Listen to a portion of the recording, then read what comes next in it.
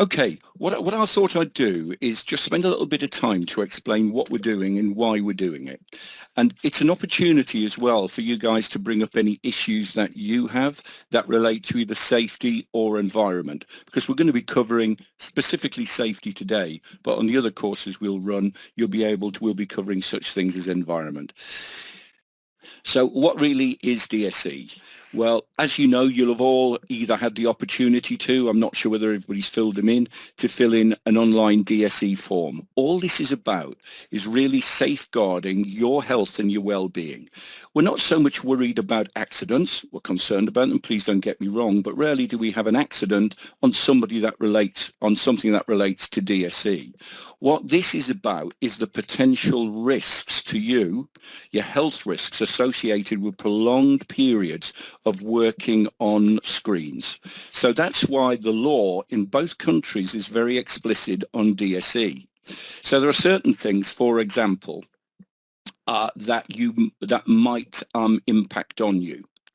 And some of those things are such things as your eyes, musculoskeletal, but also well-being. So I'll cover all of those when we cover the home working, as opposed to covering it here when we're talking about the office side. So the first thing we would want you to do, if you haven't already done it, is on the 1st of April, we would want every one of you to have either completed a DSE assessment, or if you haven't done it, we are going to come back to you. And there's two ways of doing it.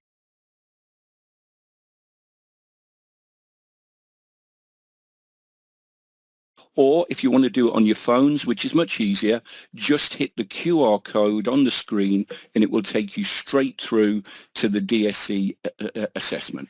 So please make sure whilst you're working on screens that a DSE assessment is in place. It is an annual requirement. It's not something we just do as a one-off. So what happens with it? Well, first of all, once we get all of that information in, what we will do is identify any needs that you have. So let's say, for example, you're finding you're getting a little bit of wrist pain. So we can actually put some padded sort of wrist holders just in front of where your wrists would be, and that should cut that down. Do we supply them? Yes, we do. And what will happen, we'll go directly to the line manager to say these things are required, and those things will be ordered for you. So anything to do with making sure that we guarantee at the end of the day that you're safe and your well-being, we will do that for the DSE. So that's the first thing. 1st of April, if you haven't done it for 24, you need to get it in for the 1st of April, and we will be following through on that. Any questions on that before I move on? Right, the next thing I wanted to do was have a quick chat about working at home, because there are a couple of things here that I think we really need to push with you. Is number one, if you're working at home, we as a company have the same responsibility for you, whether you're in the office or whether you're at home. So it's really important that you understand what the responsibilities are, or rather what we require you to do in order to ensure that we are compliant with the law, but also we're making sure that you're safe. Now, one of the things is allowing an employee to work at home. It's either a contractual thing, i.e. you have it written into your contract that you're going to work from home. So quite a few people in the UK do have that written into their contract, because we only have 2 offices. They're so far apart. And so, for example, Tina Williams, if she didn't work from her site, she would be very much working from home. And the reason is she's over 230 miles away from the nearest office. So you can understand why we have people who have it within their contract. Other than that, it's a decision that's made by the local line manager as to whether you can work from home or whether you're not. Now, if you are going to work from home, the important thing is we have to have a risk assessment that covers you working from home before you can go ahead and do it. Now, we know we're behind the curve on some of this. We did it a couple of years ago. Some people have joined. We haven't got the risk assessment. We're going to make sure this happens in the future. So we are slightly behind the curve. So what we would ask you to do, it's going to be an annual event again, just very much like the DSE. You will be required at a set date to put in your home workers self-assessment checklist. And again, The link is down here, guys. So you should be able to see it on the bottom of the screen. And what you do is you just fill that in. We will ask you for photographs of your working area to make sure that what we're doing within the assessment is making sure it's safe. Because we've had times when we've had people come onto calls and they're actually on their laptops and they're working in bed. We've actually had someone come on, which I found somewhat amazing. You know, when it comes to musculoskeletal things, it's really important we're seated properly, that we're doing it the right way. If you're in an environment where the kids are constantly annoying you and other things are happening, we've got to ask the question of whether working from home is the right thing for you. And that's a decision we'll make based upon the assessment. So what are we concerned about? The first thing is we've got stress and we've got mental health issues. Now you might say to yourself, okay, what are we talking about? Now, it's already been proved in lots of different studies that people that are constantly working on screens do struggle with sleep quite often. Quite often, some of them have feelings of isolation, stress, depression, anxiety. Lots of different things can come in because they're not associating with other people. And that's really important for us as a business. There's got to be an association with other people in real terms, not just on Teams, but actually getting together. Because I think it was 68% of those that were surveyed said they felt at least one of these different issues. So first of all, we want you to stay in contact with your manager and your colleagues. We want you to talk to your manager about your workload. So if you're finding it difficult, you know, let them know.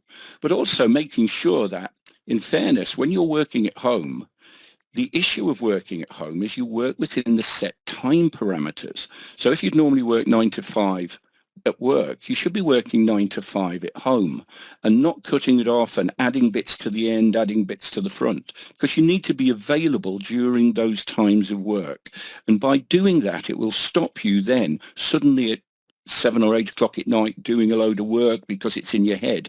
That we don't want you to do that. We want you to keep to the time parameters that your line manager has agreed that you should be working. Take regular breaks, guys, as well. When we say take regular breaks, stand up at your seat sometimes. Just stretch yourself and move about. Because if you think about it, it's very sedentary, isn't it? You're on there for 8 hours or whatever it might be. Make sure you're taking breaks, because the sedentary person who's not exercising afterwards is more likely to have such things as diabetes.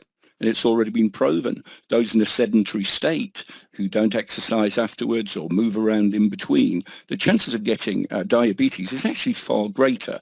So again, we want you to move about. There's no reason you can't stand up when you're talking to people on Teams. Lots of different things you can do to improve. Sorry about that. I should switch my phone off, and it's off now. To improve your physical health as well as your mental health. So that's really, really important to us as a business. So think about that when you're working at home, keeping in contact, etc. Right, just moving on. I'm having a fight with my, as you can see, I'm having a little bit of a fight with my mouse. Here we go. So working on a computer, you should take simple steps to protect yourself when you're working on your computer. Try to find a suitable area to work, avoiding uncomfortable positions and making sure that you move around regularly, as I've said. If your workstation assessment shows you need extra DS equipment, we will provide it. We've also got issues if you are constantly on a screen. Those people who are constantly on the screen and find that they have eye stress, we have a policy in place to ensure that you can have an eye test, and we will provide up to a certain amount of money for glasses only if they're for screen use, not for other types of use. So that's already in place. Your work environment, arrange the equipment and the furniture to make sure there's no trailing leads, etc. We're talking about at home, guys, here. We have the same, as I say, the same responsibility for you at home as we do at work. So we would expect exactly the same sort of arrangements. We don't want you climbing over things. We want you to check your plugs, your leads. They're all in good condition. If they're not, and you've got things hanging off the wall, I'm really sorry, with the photographs, we would be saying it is not a suitable place. Keep your work area tidy, free from obstructions that could cause slips or trips, and check that you've got adequate lighting in your area to avoid any eye strain. So they're the basic things that we would be covering if you are working from home in the risk assessment. So the risk assessments, as I say, we would like those in, if we can, by the 1st of April. So we've got that all in place. And this will be an annual event if you're allowed by your line manager to work from home.